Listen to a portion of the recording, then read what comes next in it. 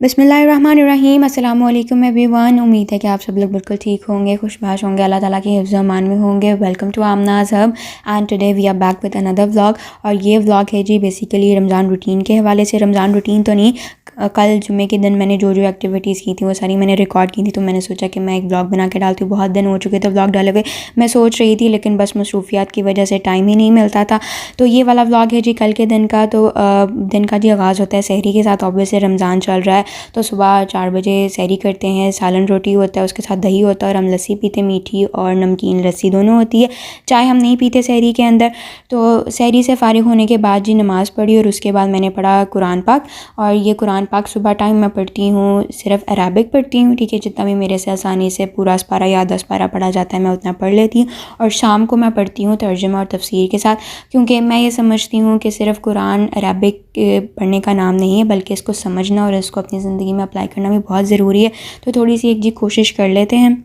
सहरी करके नमाज़ पढ़ के जी सारे घर वाले, मेरे मम्मा पापा, मेरा भाई, पूरा घर सोया होता है, लेकिन मैं नहीं सो पाती क्योंकि मुझे 7:30 यूनिवर्सिटी जाना होता है। मेरे मिड टर्म एग्ज़ाम हो रहे हैं और उस टाइम मुझे तैयारी करनी होती है। कभी कभी रिवाइज़ कर रही होती हूँ और कभी कभी तो रिवीजन करते हुए भी लग रहा होता है कि मैं अभी तक तैयारी कर रही हूँ और मैं अभी तक अपने कंसेप्ट क्लियर कर रही हूँ। अकाउंटिंग के पेपर में लिटरली मेरा यही हाल था। 5:30 बजे भी मैं अपनी दोस्त से पूछ रही थी, यार मुझे इसका फार्मूला समझा दो।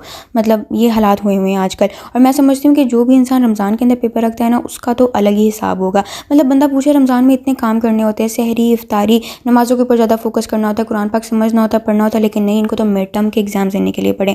अजीब किस्म की साजिश लगती है। और फिर उसके बाद लिटरली ये वाला मीम मेरा रिएक्शन होती है।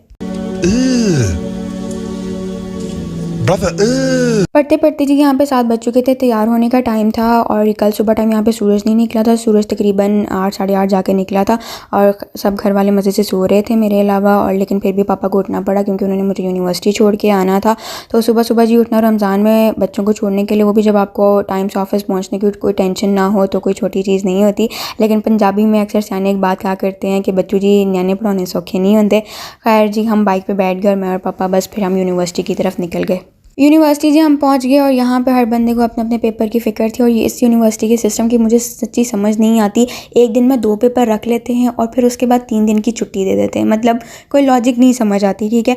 और उसके बाद जी ये हमारे पेपर का हाल था। ऑडिटोरियम में हमारा पेपर हो रहा था, कोई 5-6 क्लासेस वहाँ पे थी। और यहाँ पे ये पेपर कम और शादी हॉल ज़्यादा लग रहा था। मतलब यहाँ पे आप सीन्स चेक कर सकते हैं कि इन हालात में बैठ के हमने कल पेपर दिया है। 2 hours later. पेपर दे के जी ऑडिटोरियम से निकले तो हमने यूनिवर्सिटी की खूब बुराइयाँ की और मैनेजमेंट के बारे में काफ़ी बातें बोली, जो कि हम रोज़ ही बोलते हैं। और उसके बाद हमने ज़रा फ़ोटोशूट कराया नॉवल के साथ, और कुछ 1-2 बुक्स मैं अपनी लाई थी उनके साथ। ज़रा एस्थेटिक से पिक्चर्स मैंने बनवाई, जो कि पिक्चर्स काफ़ी अच्छी निकल के आए। और बस फारिग होने के बाद जी हम निकल आए, पापा लेने आ गए थे और बस फिर हम घर की तरफ पहुँचे। तो घर आके जी सबसे पहले हमने कपड़े इस्त्री किए, क्योंकि ऑब्वियसली जुम्मा था, रमज़ान का जुम्मा। और रमज़ान में तो वैसे भी जो भी हम इबादत करते हैं उसका सवाब बढ़ जाता है, पहले की जितना नहीं रहता। तो मैं कभी कभी एक बात सोचती हूँ कि जब भी हमने किसी के घर जाना होता है, दावत में या शादी में जाना होता है, तो हम अच्छे से अच्छा तैयार होकर जाते हैं, अच्छे से अच्छे कपड़े पहनते हैं। तो जब हमने अल्लाह से मुलाकात के लिए जाना होता है, हमने नमाज़ पढ़ने के लिए जाना होता है, तब हम क्यों नहीं तैयार होते। तो ये चीज़ अक्सर मेरे जहन में आती है। तो अब मैं कोशिश करती हूँ कि ज़्यादा नहीं तो कम अज़ कम जुम्मे के दिन मैं तैयार होकर, अच्छे कपड़े पहन के, साफ़ सुथरे नए कपड़े पहन के और अच्छा सा तैयार होकर मैं अल्लाह से मुलाकात करने जाऊँ, नमाज़ पढ़ने जाऊँ, ठीक है। तो कपड़े इस्त्री करके फ़्रेश होकर जी हमने नमाज़ पढ़ी। ज़ोहर का टाइम हो रहा था, तो ज़ाहिर सी बात है जी हमने ज़ोहर की नमाज़ अदा की। नमाज़ पढ़ के मैंने वीडियो एडिट की। वीडियो पोस्ट करने के बाद जी करनी थी इफ्तारी की तैयारी। और चूँकि कल जुम्मा था और जुम्मे वाले दिन जब तक हमारे घर में चावल ना बने हमें तो सुकून नहीं आ रहा, तो हमें तो जुम्मा लगता ही नहीं। मेरा, मेरे पापा का और मेरे भाई का यही पॉइंट ऑफ व्यू होता है कि अगर जुम्मा है तो चावल ज़रूर बनने चाहिए। तो कल मेरा चावल बनाने का दिल करा था, आलू पुलाव बनाने थे, तो मैंने फिर शुरू कर दिया। और टाइम से मैंने शुरू कर दिए थे 4 बजे, क्योंकि उसके बाद हमने फिर पकौड़े भी बनाने थे और पकौड़े के साथ में हमने वीडियो भी बनानी थी, इसलिए फिर मैंने जल्दी शुरू कर दिया ताकि टाइम से चावल तैयार हो जाए। तो कुछ चीज़ें पहले से मम्मा ने कर ली थी, कुछ बाद में मैंने की। जैसे कि प्याज पहले मम्मा ने काट लिया था, तेल भी डाल दिया था, आलू मैंने काटे, भुनाई वगैरह मैंने की, कलर भी मैंने निकाला। तो इसी तरह से जी मिल के करते कराते, बांट के काम करते कराते हमारे जी चावल दम वाली पोजीशन के ऊपर आ गए। दम पे हमने चावल रख दिए और ये हमारे चावल ज़बरदस्ती जी तैयार हो गए। और इनकी फ़ाइनल लुक मैं आपको दिखाऊंगी इफ्तारी के टेबल पे। चावल तैयार करने के बाद ये असर का टाइम हो गया था, तो असर की नमाज़ पढ़ी मैंने। और उसके बाद पकोड़े मम्मा ने बनाने थे, उसकी वीडियो बनाई। और इस तरह से थोड़ी बहुत और चीज़ें, जैसे कि फ्रूट चाट बनानी थी, टेबल सेट करना था और पानी बनाना था, ये सारी चीज़ें की। और यही करते कराते जी इफ्तारी का टाइम हो गया हमारे यहाँ। तो इफ्तारी में जी सबसे पहले ये पुलाव जो कि मैंने बनाया था, जो कि बहुत अच्छा बना था, इसका कलर भी माशाल्लाह बहुत अच्छा था। फ्रूट चाट हमने बनाई थी, चटनी थी, खजूरें और ये आलू बुखारी की चटनी थी और बहुत मज़े की जी चीज़ हमने बनाई थी, ये पालक का पत्ता पकौड़ा जो कि बहुत अच्छा मज़ेदार से बना था। और उसके साथ ही जी हमने बनाया था ये स्ट्रॉबेरी का जूस, ये भी माशाल्लाह बहुत अच्छा बना था। इफ्तारी करने के बाद जी हमने नमाज़ पढ़ी। नमाज़ पढ़ने के बाद मैंने बहुत इंपॉर्टेंट मिशन सर अंजाम दिया, वो था जी बर्तन धोना। और हमारे सिंक के अंदर माशाल्लाह बहुत बरकत है, एक बार यहाँ पर बर्तन धोने आ जाओ तो बर्तन आपको मिलते रहेंगे। और मैं समझती हूँ कि आजकल हर लड़की ये काम करती होगी इफ्तारी के बाद बर्तन धोने का। लेकिन ज़ाहिर सी बात है, जब पेपर्स हो रहे होते हैं 2-3 दिन मैं भी बहुत बिजी थी तो कोई काम मैं नहीं कर सकी। खैर बर्तन धोने के बाद जी मैंने करनी थी कुरान पाक की तर्जुमा और तफसीर।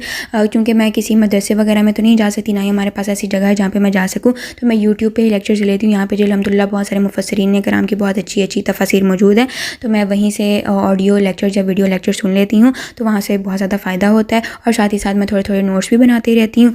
और चूँकि अगले 3 दिन मुझे छुट्टी थी, इसलिए मुझे पढ़ाई की कोई टेंशन नहीं थी, नहीं तो इस टाइम मैंने लिटरली किताबें लेके बैठे होना था। और मैं तैयारी शुरू करूँगी इंशाल्लाह 1 या 2 दिन बाद, जो कि तकरीबन हर स्टूडेंट ही करता है। कुरान पाक पढ़ने के बाद जी हम बाहर चले गए। इस टाइम थोड़ी सी वॉक या एक्सरसाइज कर लेनी चाहिए। जो हमने इफ्तारी के अंदर इतना सब कुछ खाया होता है, जो कि हमने रमज़ान को इबादत की बजाय खाने पीने का महीना बनाया हुआ, जो कि हमें नहीं करना चाहिए। तो इस सूरत में हमें अपनी सेहत का भी थोड़ा सा ख्याल रखना चाहिए, थोड़ी सी वॉक कर लेनी चाहिए। तो वॉक करने के बाद जी बस नमाज़ पढ़ी, तरावी पढ़ी और फिर हम सो गए, क्योंकि सुबह सहरी के लिए भी उठना था।